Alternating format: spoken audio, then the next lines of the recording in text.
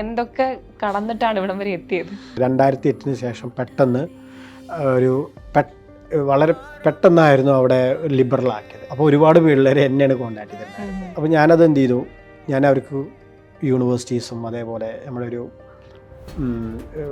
മലയാളി, അത് പുള്ളിക്കാരൻ്റെ പേര് ജെയിംസ് ജോസഫ് എന്നാണ്, പുള്ളിക്കാരാണ് പ്രിൻസിപ്പൽ, ഗ്ലൻഡിയർ യൂണിവേഴ്സിറ്റി എന്ന് പറയും.